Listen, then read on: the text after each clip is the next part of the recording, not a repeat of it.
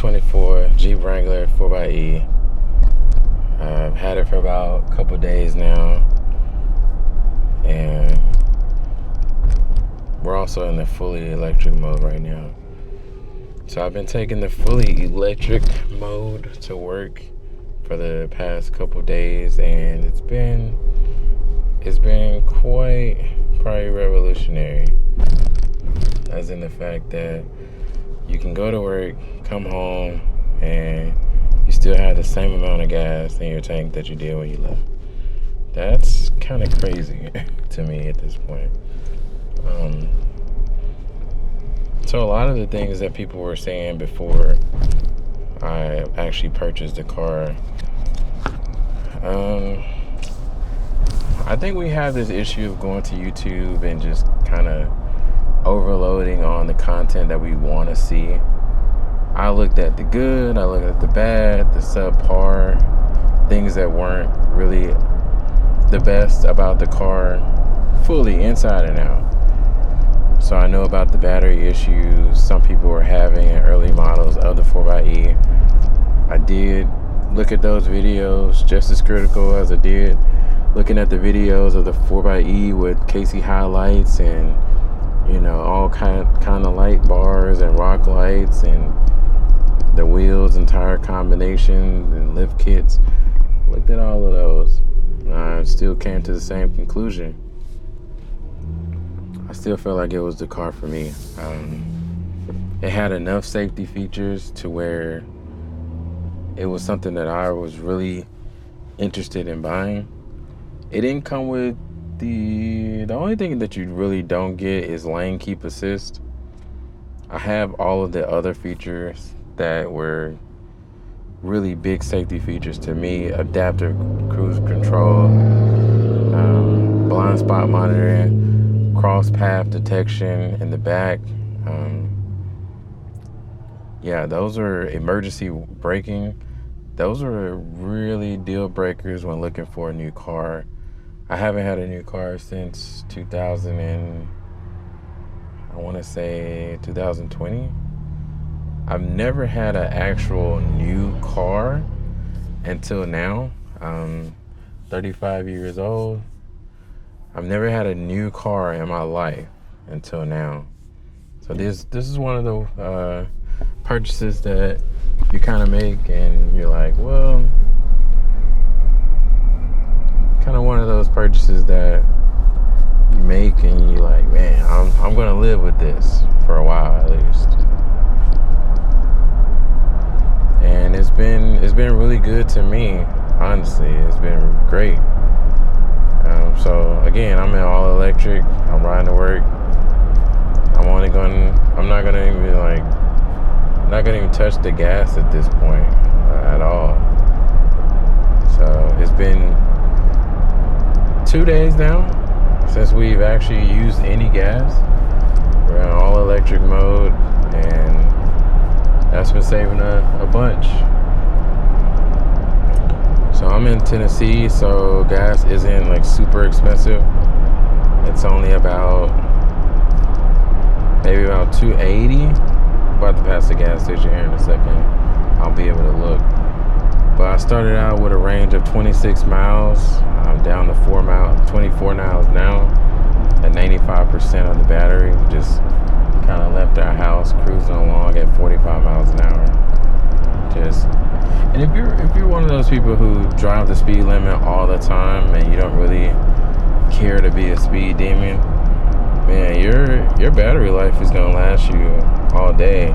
Yesterday was the first day I drove to work just full electric, and I was able to drive to work 28 miles in the beginning, go to work, I'm about 6 miles away from work, go to work fully electric, come home, and still have 8 miles left to go. That was revolutionary to me, and just seeing how far we've come in the automotive industry. It's one of those things you kind of take for granted. And, you know, I've had Dodge products before. I've had a Challenger. I had a 2016 Challenger for the longest time until it started messing up on me electrically, which was really my fault. I got the taser on it. I got color changing LED diodes in the front.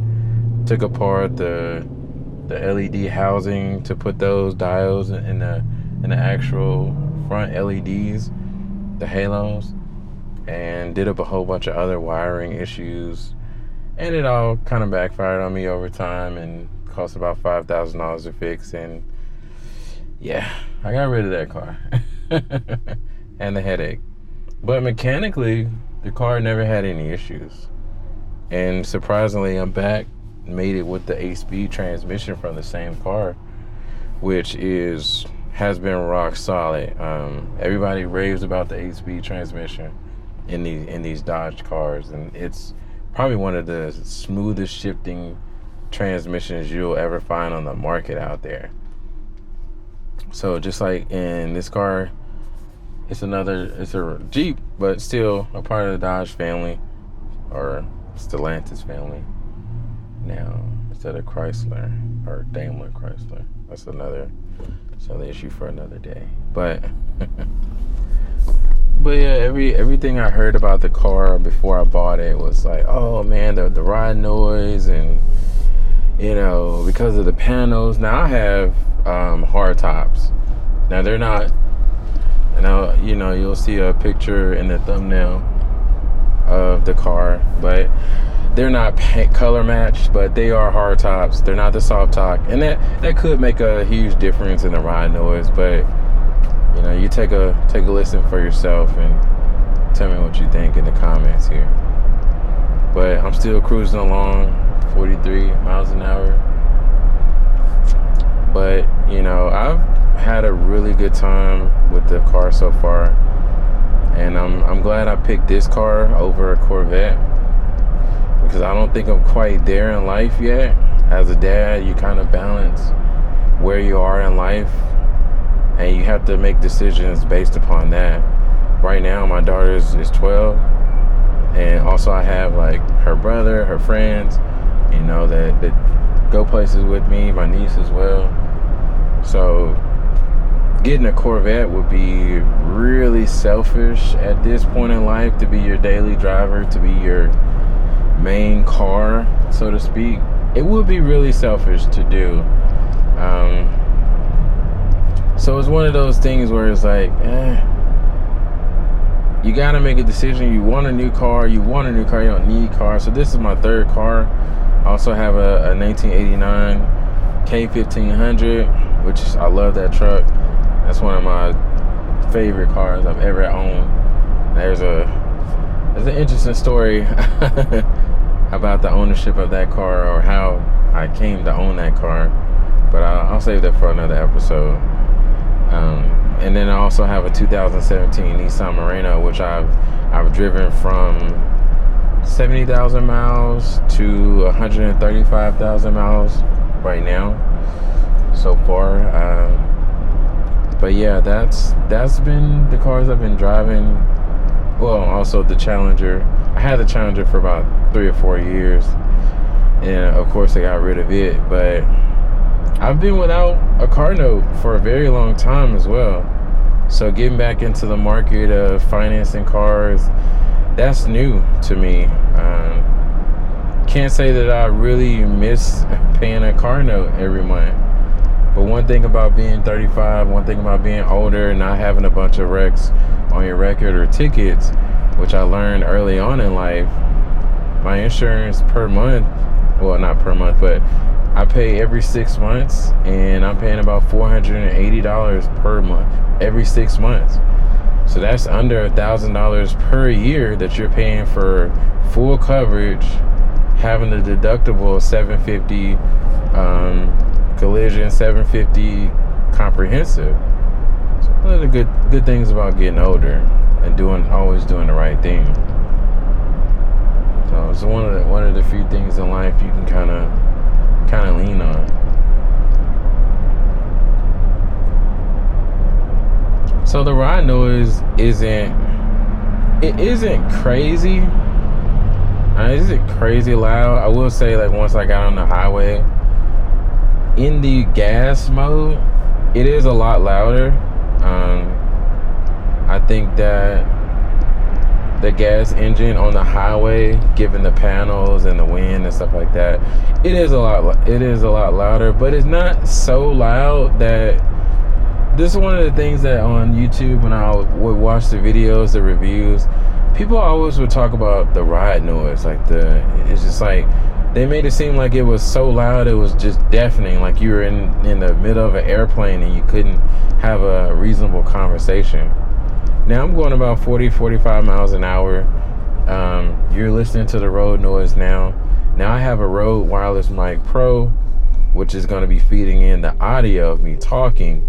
But as far as the actual noise of the car, I'm not going to touch that audio. I'm going to leave it just as is. And when you come to a complete stop, all electric, dead silent. Like you kind of hear, and also when they kept saying like you hear the whirling noise, it's like it's a whirling noise. It's probably about 5 to 10 decibels. Like if you want your car to be really silent, like assassin silent, go get a Toyota Prius. A lot of what they talked about in the reviews kind of became really annoying after owning the car, because also one thing you got to also account for, you're not going to ride in a dead silent car every time. Now I personally don't listen to music a whole lot,